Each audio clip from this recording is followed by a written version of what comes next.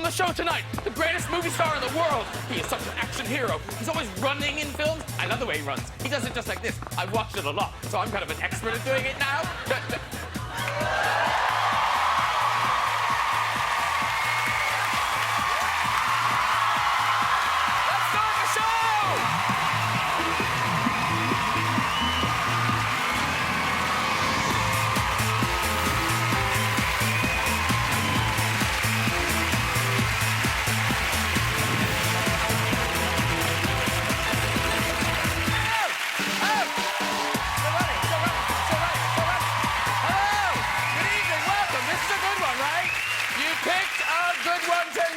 The biggest film star in the world, Sir Tom Cruise, is here! Proof! Not making it up. From The Devil Wears Prada and the Adjustment Bureau, Emily Blunt is on our show. Star of Ted and the creator of Family Guy, Seth MacFarlane is here. I know! Oscar-winning actress, Charlize Theron, she's here!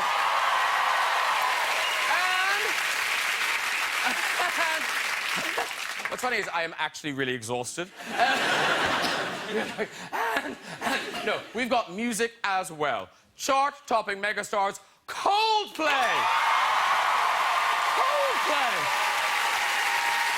That's a lot.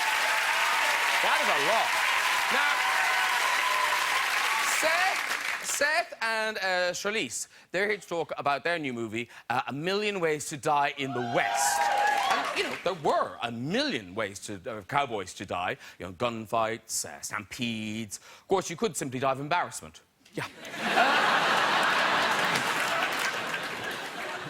It's the socks that wreck that, isn't it? It's the socks.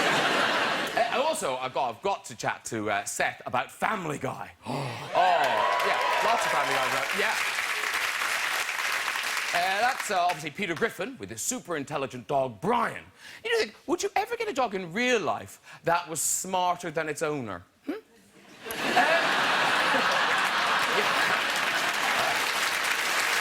them all. Good wing. Now, Tom Cruise, Emily Blunt, they're both appearing in the new sci-fi thriller, Edge of Tomorrow. Now, the film is set in the near future, in a London that has been taken over by aliens, and only one man is fighting back. It's an earthquake! Hey, I've got to ask Tom about Top Gun and all the amazing flying sequences. And very exciting, ladies and gentlemen, there is talk of a sequel, although I do hear it's going to be slightly lower budget. More of your stories in the Big Red Chair. So let's get our first two guests on. It's time to look sharp. It's Emily Blunt. Hello. Sorry. I was thinking, she's here, right? Yeah, I saw her a second ago. I know she's here. And having seen Mission Impossible, I've got him back. It is Mr. Tom Cruise.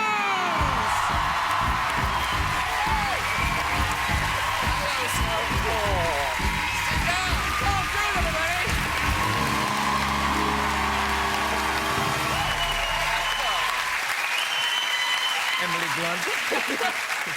Welcome one, welcome all. Very nice to see you. Thank you for having us. Nice to see you. Emily, welcome back. Thank you. Yeah. Tom, is it? I think it's your third time. Third time. And it's still like, oh my God, it's Tom Cruise. In the movie Edge of Tomorrow, did you ever get over that, Emily? Did you ever get to the point where? I said it to him every day. Oh my God, it's you. It just the illusion wears off. And I was doing my running there, and you are famous for your running. But the director of Edge of Tomorrow was saying that you don't just run on camera, also off camera, you like running. Yeah, I like to run. But it's true. I like to run. Weren't you getting everyone to run? Yeah, we had to get back to one because we had so many setups that day. So I was racing the guys back to the opening mark just to keep pace on it. You know, movies, you've got to get a lot of shots during the day, so... These poor extras. No, you know that. They were over it by the end of the day. Oh, Tom Cruise wants to race again. Yeah, Tom, you win. Yeah. Was there a prize or anything? No, just let's go. See, I'd be a very bad extra. I'd be the one, no, I'm not running, I'm not. But when talking to people that you've worked with, you are known as this kind of the positive force on set. You know, we can do this. The kind of we can do this. Is it true that Emily Blunt did break your spirits? It was a particularly hard day, I will say. No. It was a very hard day. We were in the drop ship. No, she did break my spirit. But there was that moment where I went... Basically, we're in this drop ship set. I don't know if you've seen the trailer. We're being dropped out of this ship in our exosuits, and it was a tiny set. They'd made the set really small. It was kind of like as big as a sardine can, and we're all in there. It's so hot in there. There's no air in there. Camera crew are, like, bumping into us, and we're hanging in the exosuits in harnesses, so, like, the entire weight of you and your suit is, like, on your groin, and, like, people are miserable. People are just, like, hanging like this, just waiting for them to shout action. And Tom, that insatiable positivity, I can just see it just starting to unravel. You know? He was pouring with sweat. I remember looking at him, and he was like, guys, please roll. Please roll. And I just looked at him, and I just went, oh, this sucks, like that. And he looked at me, and he goes, it's a challenge.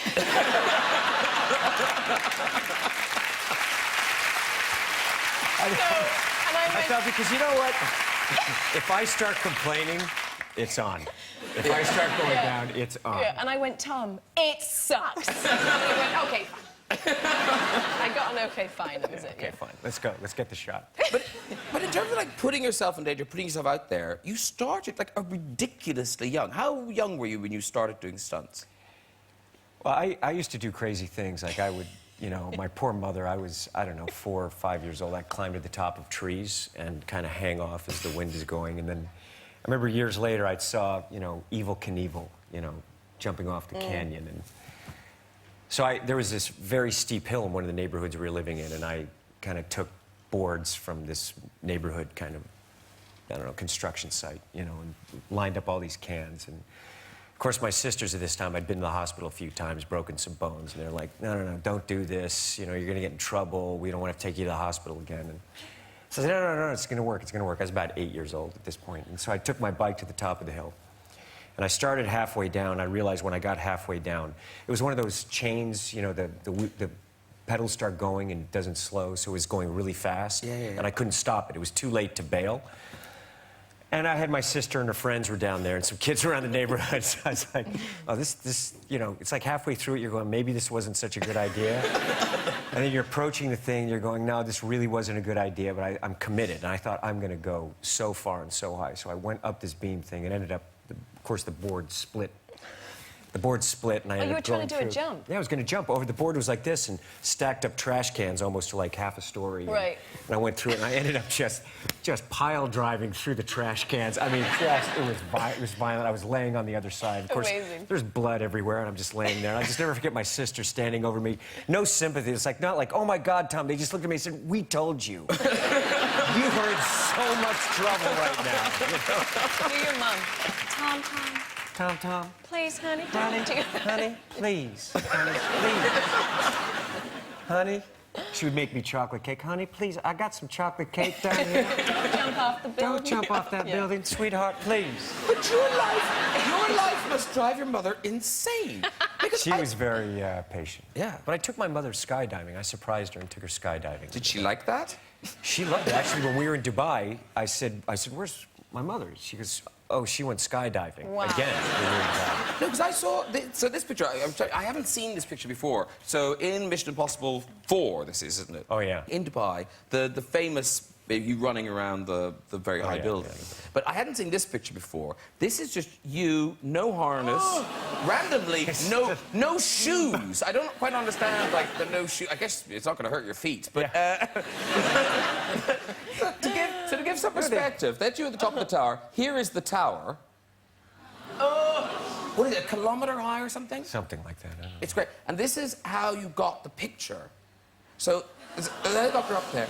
But you sitting on that thing, now, that's not brave. That's something else. Like, that's just... What is... Are you feeling fear sitting on top of that thing? I wasn't. You know, it's just, when you have that opportunity, we got up early in the morning because I had to shoot all day, so me and the stunt team were like, let's see if they'll let us go all the way to the top, and, you know, we can get some photos, and then... Maybe die. Yeah. I mean, it is so high. You know, they say, don't worry, you know, before you hit the ground, you'll pass out, you know.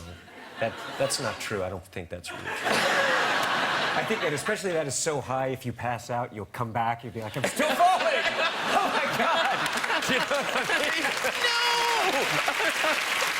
No, she just kind of did it. We thought it would be fun, you know, just I don't know. It's the tallest building in the world. You No, I get it. Yeah. I could look at it from the pine and go, that is tall. Yes. Yeah. And as you get older, does it affect your approach to things like that? Do you feel more kind of vulnerable, or no? I mean, I didn't feel like I would fall. I wasn't thinking of falling that day. No, I No, yes. I wasn't. Yeah. I didn't feel... But I don't feel invulnerable, but I didn't feel necessarily vulnerable. That's... Because Mission Impossible 5, that is definitely happening now. Yeah, we're working on it right now. Yeah, I know. People want to see that. Shoot it here in London. People want to see that. And is that well, you aren't going to shoot it in Yeah, London? we're going to shoot in London. That'll be a lot of fun. Oh, the traffic. Yeah, I love making it. I look forward to seeing it. Yeah. It's like in Edge of Tomorrow, there's an amazing scene with Trafalgar Square. And honestly, when you watch the movie, you think, oh, that's so good. But I remember that day. It like screwed up our lives the whole day. So listen, this movie, Edge of Tomorrow, it opens tonight. And it is terrific. Such a great movie. It really is. Thank you. And it's just the pace of the thing. There's none of those, you know, the 15 minutes where you kind of think, this can go out. Go get popcorn. It's boom. It is incredible. So it's got a great premise. Tom, tell us the premise of the movie. Good luck. I know. Well, essentially, the whole world is being attacked by aliens, but I play a PR guy, Cage, who's kind of an unlikely hero, pretty much a coward, and doesn't ever have to go to the front. And I'm told part of my assignment is I have to go to the front to cover the soldiers there. And I try to get out of it and blackmail the general, so he sends me to the front. And where I meet Emily Blunt's character is essentially she is the warrior. She's known as the Full Metal Bitch. Yeah, that's her character's name. But through this horrific day, he ends up realizing that the way the aliens are winning the war is that they can predict the future. And so my character inherits that when he dies. And he ends up waking up 24 hours beforehand. And he has this ability to reset the day. So in doing so, he's able to kind of change strategies and figure out new ways of winning the war. So he's a very valuable weapon. Well, listen, we've got a clip, and it's a full action clip, and it's the scene on the battlefield where Emily's character starts to twig what's going on.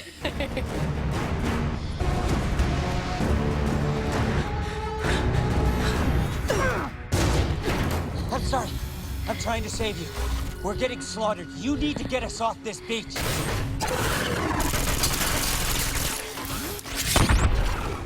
We have to go. This dropship is about to explode. We have to go now. Wait.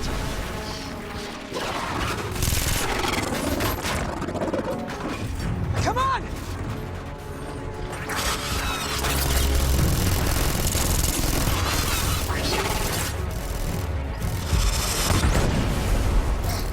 Come on!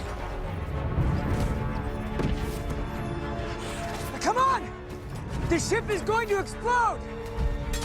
What are you doing? Find me when you wake up. What? Come find me when you wake up. Go! On your feet, maggots!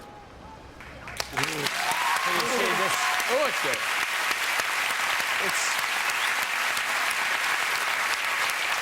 It really is this epic adventure, and you're seeing that I'm trying to save her to basically save myself, and then I realize that she also Had the power at one point and no longer have it. yeah. So it's got wonderful tension and characters in the piece. And then you have to die over and over again. Yes. So how hard is that for an actor to kind of like, oh, how do I It was die actually now? a lot of fun because we're trying to figure out how many different ways. It becomes it's very funny how What's many the different most ways we violent can way to die. kill You know, him, you know? I was like, look, I kept saying to the stunt guys, I said, no, it's got to be violent. This is Wile E. Coyote. You know, this is Bugs Bunny. You know, so it's like throw me up against the wall, spin me around, and her character essentially trains me because she realizes that the only way to win the battle is through him. So she ends up at times being quite ruthless with me when I don't perform correctly, and she. I shoot him. Yeah, she's shooting me. Yeah. She's shooting me in the head. But a lot of the sets are funny. Yes. Because it becomes so... Very, yeah. And like, Yes. So, for you, you know, because obviously, if you're run over by a truck, you make a different sound than if somebody pushes you exactly. into a hole. No, I'm glad you recognize that. Like, we worked for a year. Oh, yeah. We kept working on the different screams, you know, because it had to be like a little bit like that kind of sound that you just don't want to hear yourself scream that way. So, did I really scream like that?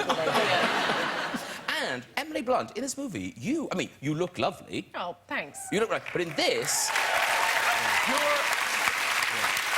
but you've got guns in this movie. Like, you're in amazing condition. Thank She's a you. badass in this Yeah, movie. it really is. She's a badass. Yeah. I know. And doing the stunts, Emily, you had to wear... Like, we saw those suits. Yeah. Now, I don't know what they're made out of, but even if they're made of balsa wood, it's a lot of balsa wood. Yeah.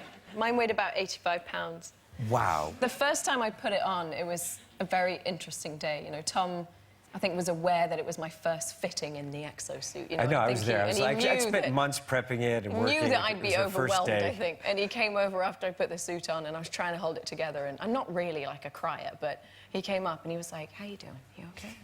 And I went, "Yeah, I'm good." And he went, "Are you sure? Because it's hard, right? It's like heavy." And I went, "Yeah, it's just like, it's just really heavy." It's like a lot heavier than I thought it was going to be. He told me to stop This is being before a wuss, we started. which is- It was the best thing, and just to make me laugh, because I was like, if he hugs me right now, it's over. It's going to be like sprinkler system, you know. It was like... And in some scenes, and you can't tell, but in some scenes, you are pregnant.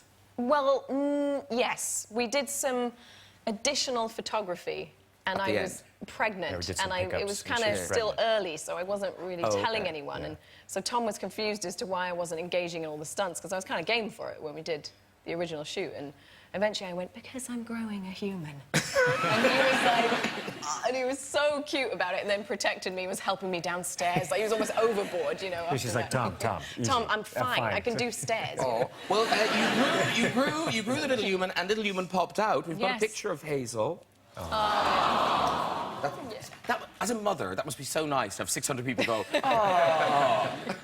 It is very nice, yeah. She's a Because I do sweetheart. that, but yeah. No, she's beautiful. She was is laughing really cute. today. It was amazing. She's so cute. Was it the nurse that was very complimentary when Yeah, she she popped was out? funny. We were in the recovery room afterwards, and we had this amazing nurse who came in, and she looked at Hazel and she goes, "Damn, your baby is so cute." And I went, "Oh, really?" She went, "She is gorgeous." And I went, "Hey, Mabel, I think you say that to all the mothers." And she went, "No, I don't." She said, "When I know a baby ugly, I say, you had a baby." And that's it.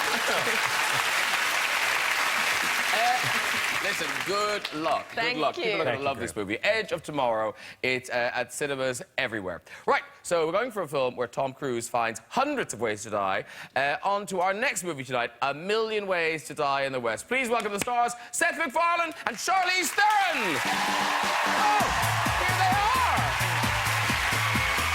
Hello, lovely ladies. Good to see you. Lovely to meet you. How are you? Good to see you, Emily. How are you? Good to meet you. I can't believe over. Sit down. Sit down. Oh. Oh. Sit. Oh. Very nice, everyone. It's a... This is the most welcome I've ever felt anywhere. Really? You sure know how to treat a guy. let me Oh, tell God, you. yeah, oh, yes. And now, Charlize, welcome back. Thank you. Yeah, lovely to have you back. But, and Seth, have you ever done a British talk show before? I have not. I mean, not a late night show, no. Oh, okay. I did the breakfast show and I got in trouble for saying piss. Oh, really? You can't say piss on the No, breakfast show. they stopped the show and what the hell did I do? And I had said. Apparently you can say anything on this show. Yeah, that's what I hear. Don't encourage him. Oh, really? Is this for? Wait, is there another one Are you coming? on the crack? Are you on the crack? It's mighty. There'll be some of Coldplay snuggle on the end there a bit. So listen, this is exciting. From Family Guy to Ted, now you haven't just written it, directed, you star in your own movie, which is Yeah. it's a big leap. We'll see how that goes. It's gone well. This is so weird. It is like Brian is wearing a man suit at the end the end of the couch. This is a huge crowd, and like you go to like the Tonight Show in the States, and there's like 5 people in the audience. No, that's only when you're there, darling. Whoa! Whoa! So this movie, A Million Ways to Die in the West, it opens tonight. It is really funny. It's a big, broad, raucous comedy. It's jokes. If you like Seth MacFarlane jokes, it's full of Seth MacFarlane jokes. But there's a plot as well. Charlize, why did you do the plot? Oh, great. Okay, Seth, you do the plot. I know, it's so hard. Yeah. I don't do Go it for it. justice. Oh, God. So it's about this girl. I don't know. I think. What does she do? I don't know. I think. Look, it's a Western that it looks like a real Western, but it's kind of shot through a lens of like people speaking in modern tongue, right? It's like Woody Allen in the Wild Wild West, I guess. But it's Basically, Schindler's List whatever. meets So The I did a Waterboy. shit job. The cues are forming now. I really sold that one really well. It's really funny, and Yeah, I'm naked. Oh, you're going to take one for the team. Good comeback. Very good comeback. But actually, they're all kind of And weird. I'm not, so that's another thing. No, I feel like I didn't do it justice, though. Can you pitch the movie a little better? It's about a nerdy sheep farmer in the Old West who meets this mysterious woman who helps him win back his girlfriend who dumped him. And I don't want to give away too much, but that's the gist. All right, well, listen, we've got a clip. This is the two of you trying to make Seth's ex, because it starts with you losing your girlfriend. Correct. That's not too much plot to give away, is it? You gave us the You clip. just ruined the whole movie. You gave us the clip. They said you were really timid and we were all going to have to help pull you out of your shell, but that's not the case at all. You don't need any I'm help. drunk. Let's have a look. Oh, no, did I explain it? I did, yeah. Two of you trying to make Seth's ex jealous. Go. That's them. That's them. Quick, let's pretend you just said something funny. Oh my God, you are so hilarious. Where do you come up?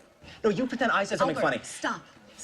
Just introduce me. I'm not gonna introduce. Oh, hi. Hey. Foy and Louise, right? Mm-hmm. That's right. This is Anna. I'm his girlfriend. She's my girlfriend. She's the new GF.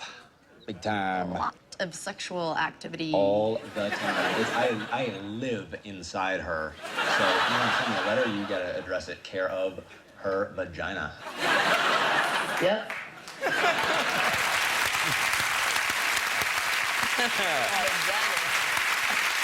But now, there's a lot, you're making a film, there's a lot of things that can go wrong. I think you gave yourself, like, working with that many sheep.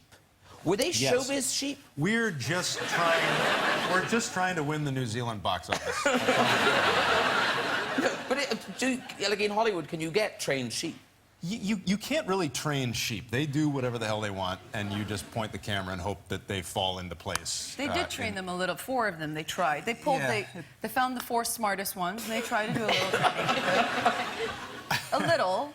But It's like Brando in his later years. You just gotta you get what you get. Because I imagine, Charlize, you were very comfortable around the sheep. What is that supposed to mean? Weren't you kind of raised by goats or Okay, something? we'll start with that. Okay. I don't know that. I thought you might make the leap and go, yes, I'm very good with goats. Yeah, I was raised on a farm, so we had cattle, and yeah, I'm not timid around these kind of animals. There were human beings tending to her. She wasn't sucking at the teat of Well, you don't know some that. ovine. It was an after-school snack. but isn't it true now you do an incredible goat noise? Well, I don't know if have it's heard incredible, this. but I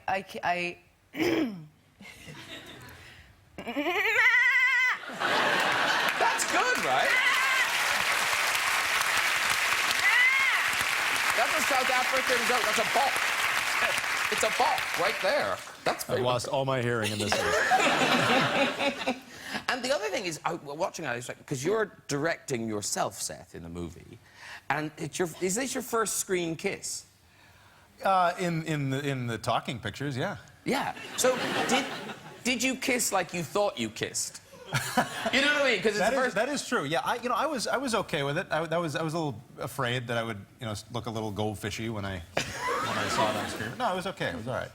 She's fantastic. Whoa, what?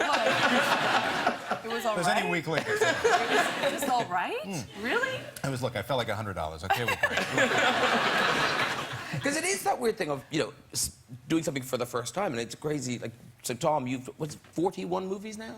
I think so, yeah, something like that. But there was a day when it was your first day on set, and you didn't know what you were doing. That was Taps, right? Was your first? Yeah. I remember being on Taps and Harold Becker yelling out, "Hey, crew's there!" I was like, everything. I was raising the sound, so everything was yes. I said, "Yes, sir." He said, "Do you see the camera?" I said, "Well, no, sir." He goes, "Well, if you don't see the camera, you're not going to be in the picture." Move to your right. Okay. Thank you, sir. Was it Outsiders where you decided to give your character a trait? Yeah, part of the thing was we were all eating chocolate cake, and I thought, you know what, in this scene I'm going to eat chocolate cake. I'm going to eat a lot of chocolate cake, and that's, we ended up 80 takes later on having to eat chocolate cake. When you're a young actor, you think, oh, this is going to be really cool. It's just a bad idea. Yes, I've learned that just recently. Yeah, it was horrible. Oh, really? You got to go through it. You got to live through it. I remember, it's like something weird's happening in my body. I'm about to go unconscious. It was past vomiting. Do you know what I mean? You gained 20 pounds from one scene. Oh, my God, it was awful. Because when you were directing yourself, Seth, how hard was it as an actor not to do voices? Because that is kind of your life. Yeah, I mean, it was less of a leap than I feared it would be. During doing Family Guy, I had gotten into the habit of being able to record a line and then go into the booth and listen to it and switch off my brain and kind of feel like I'm listening to somebody else. Yeah. And that did kick in pretty early on into the process, where I was able to run into Video Village and look at the footage and see if I was doing it right. Yeah. How many voices do you do? Sorry, I don't mean to take over your so interview, but I'm just kind of curious. Guy, Like, how many can you do? How many? Like, what's the... just enough to avoid being myself. So in Family Guy, the characters you do... Peter, Brian, Stewie, Quagmire, and then a smattering of others as needed. And are they all based on people, or you just... They come from various places. Peter, I knew 1,000 Peter Griffins growing up in New England. I mean, guys who would not think before they spoke, like, no self-editing mechanism. Everything's in here, it's coming out here with no gateway. And Stewie is based on your own Rex Harrison, who I was a big fan of. Wow. Yeah. And who else? Quagmire? Where's Quagmire from? That can't be a person. Quagmire... If it is, he's not happy. No, he's a bad egg. Quagmire, when I was a kid, my father used to buy me old radio dramas from the 40s and 50s.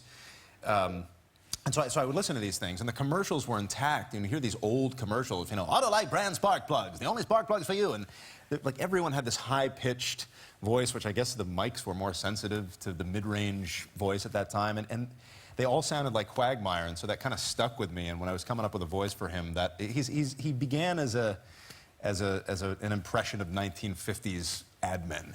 And when you're doing, because those characters are in scenes together. Yeah. Do you do one line after the other, or do you all do all one and then go back and do the other one? When I do a table read, yeah, I have to jump back and forth. Where it's like, hey, what's going on? Oh, hello, fat man. Oh, Stewie, how are you? It's back and forth. It's good, right? That is good. Terrific. That's terrific. But then sometimes you do them separately. Yeah, when I record the shows, I kind of literally do it one line at a time, just to make sure that I But that's not really because of the voices, it's just because you have to be naked, completely naked for Brian. completely nude. The essence of yourself. Yeah. Completely emotionally and physically nude. Oh, can you do the coon whip thing? The what? The coon whip. I feel like dance monkey. I feel like I just got a big stick. Am I and go, a barking do the, seal? Do the, I'm a barking seal, aren't I, Graham Norton? You know, you're an Irishman. You think these people accept you as one of their own, but they don't. They don't accept you at all. Yes, Brian, would you like some Cool Whip? But why are you saying it like that? What am I saying? I'm saying Cool Whip. Oh, you're saying Cool Whip. Yes, I'm saying Cool Whip. You're putting a lot of emphasis on the H. No, Cool Whip. I'm saying Cool Whip. Say cool. Cool. Say whip. Whip.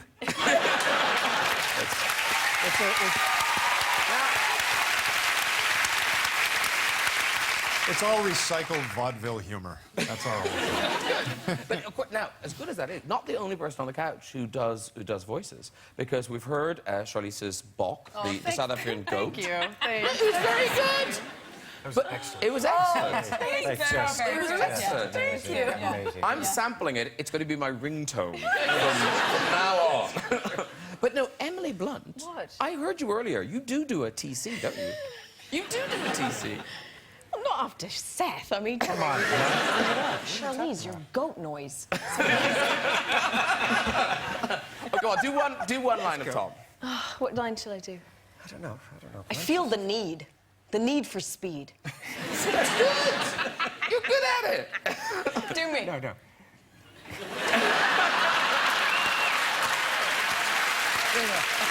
me again. No, do.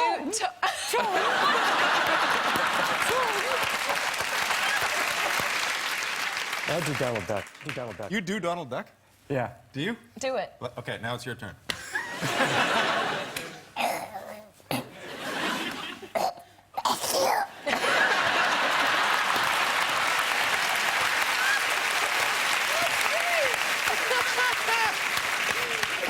That's adorable. That's going to be my text message alert. Yeah. Very good. And my last bit of getting a stick and poking Seth is... I don't know what that means. So Liam Neeson's Yes. in A Million Ways to Die in the West. So did you ever do your version of the Taken phone call for him? Oh, you gotta hear this. Do it. Come on, man. Gotta do it. Our version on Family Guy was Kermit the Frog doing Taken. Yeah. That was fantastic. I'm not going to be able to remember the speech. I don't have any money.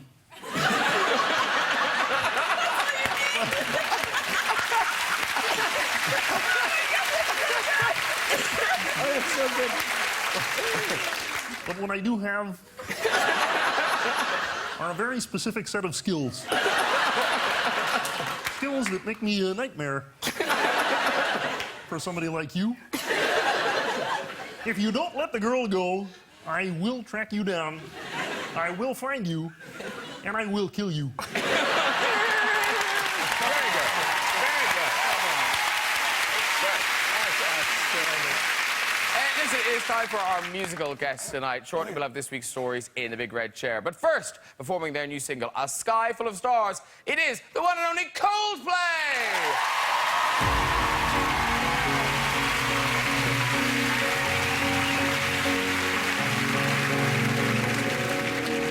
Cause you're a sky full of stars. I'm gonna give you my heart. Cause you're a sky full of stars. And cause you light up my path. I don't care, go on and tear me apart. I don't care if you do. Cause in the sky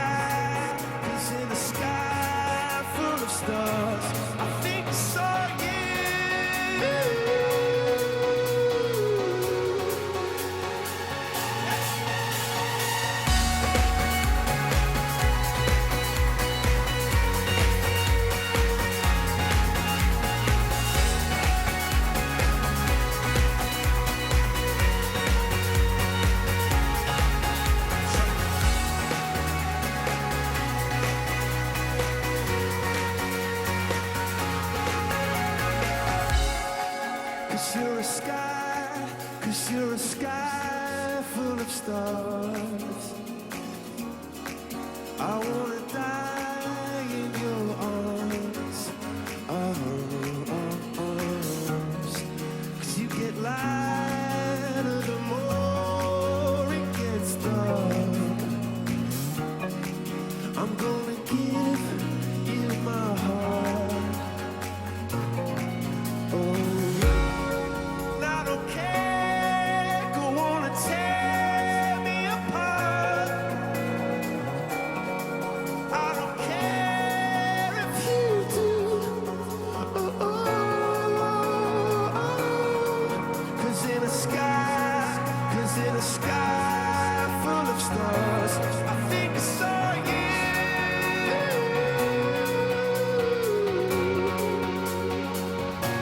I think I saw you.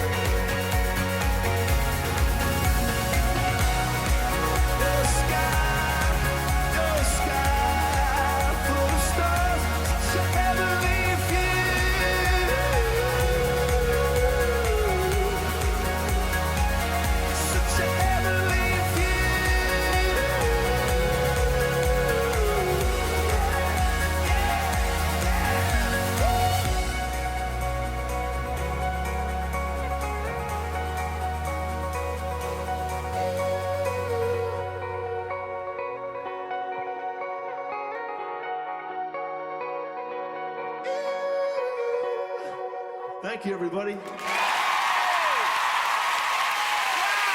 you so much. Coldplay, everybody! Come on over, boys. Come on over. Johnny, come on, dude. Come on, Chris. Thank you very much. Congratulations. Thank you very much. Come on over, meet Dan. What do you want to do? Chris is sitting there. Johnny, you're on over there. Seth, it's Charlize, it's a Henry, it's a Tom, it's a Chris, it's a Johnny. Very good. Woo! Thank you. Sit yourself. Is there room for... Yes, everyone can just about fit on. Okay, very good. Congratulations on that. Beautiful. Thank you so much. And that is a new single off the album, which is out now and doing incredibly well. So congratulations. Where's it? It's number one in 70-something countries? I tell you what, it's not number one. Where? In our manager just gave me it. Cambodia, Mongolia, the Bahamas, and Burkina Faso. What's wrong with them? And it's number 3 in Tajikistan. I wonder who's number one there. And now, Johnny Buckland. Yeah. Now, I just think so to be Johnny Buckland in Coldplay, that must be a great job. It is. It's Yeah, all right. because Chris, how did it happen that, like, Chris, he gets all the headache of being really, really famous, and the other three of you, it's lovely. I know, I was hoping to be out of shot in this. No, are you now, are you now dragging them into shot, Chris? Oh, I'll be totally honest with you, I did have to convince Johnny to come and sit over here. But do you get recognised at all? Actually, I did this morning, but my first reaction is sort of aggression. It's like, how do you know my name? It's him you want. We had the first time we ever were at the Grammys. I wasn't there, and Johnny and Will had won a Grammy, and they were backstage doing the press and stuff. And this lady came over and said, Are you guys doing the catering? Yeah, can I get some... These sandwiches are very good. Can I get some... I want to do a photo with the caterers. So listen, Ghost Stories out now, and presumably you are going to do... I know you've done some small gigs, but are you going to do a big, big tour? No. No. OK. That's an exclusive right here. And you can't buy tickets now. Yeah. That'll be in the press release. We're doing an extensive promo campaign in Burkina Faso. Oh, yeah, you need to. They have forgotten you. You need to get back there. Listen, good luck with the album, and thank you very much for that beautiful Thank you for being performance here. tonight. Thank It you. looks so seriously, it's my job. They're literally paying me to sit here. Before we go, just time for a story or two in the red chair. Now, did you do this the last time, Tom? You didn't know. You were the gentleman. You didn't do it. I didn't. You should do it. It's great. Yeah, Just do it. Yes. Do it. Come on. Come on, Tom. You know you want to do it. You'll Fine, get I do it. want Come to on. do it. Yes, you know you do. She knows. I like that Tom will sit on top of that building, but he won't do this. So, who's up first? John from London. Hello, John from London. What do you do, John? I'm a plumber. And are you wearing shorts, John? Yeah, it's hot Friday, isn't it?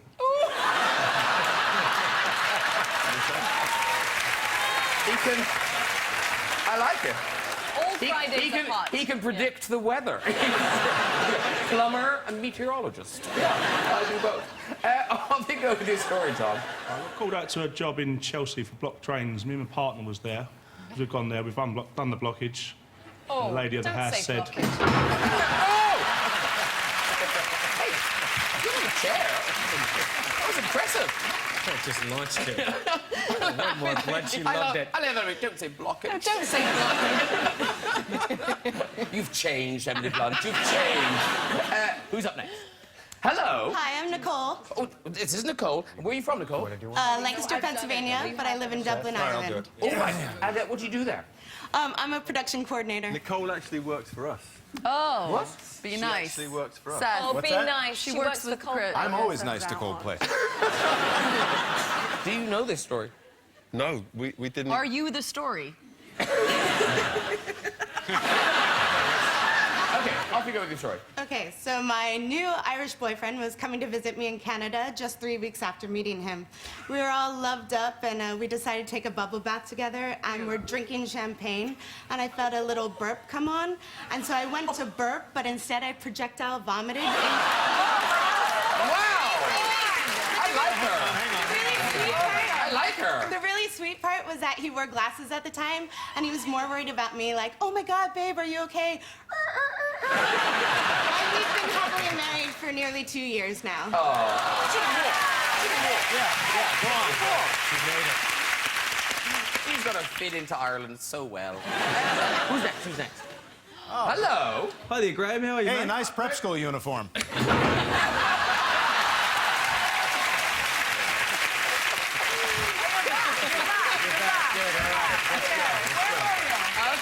Okay. He's on board. Okay, one more. We'll have one more. Okay, here we go. This isn't gonna go well. Oh, man.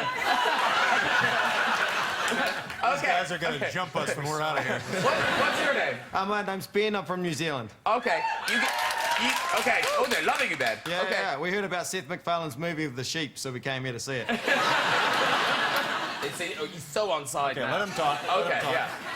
Okay, Ben, start your story. Okay, so a couple of years ago, my granddad had an eye infection and asked me to put eye drops in his eye. So I grabbed them from the top of the fridge, put about 6 or 7 drops in, looked down, realised they weren't eye drops, it was super glue. It took about 6 hours for them to surgically separate his eyelids. Yeah, he sleeps now with one eye open. That is a good story, but he should be punished. Yeah. Well, how slow does this, like, if I went with the chair, like, No, it just goes. Oh. It's a hair trigger. Well done, everybody. If you'd like to join us on the show, and I'm going to make sure you can. Contact us via our website at this very address. Thank you to my guest tonight, Coldplay, everybody. Seth MacFarlane. Charlize Theron. Emily Blunt. And Mr. Tom Cruise.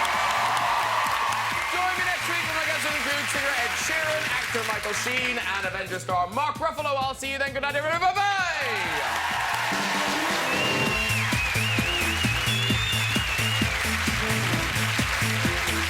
If you fancy more from Coldplay, see their performance at Radio 1's Big Weekend online.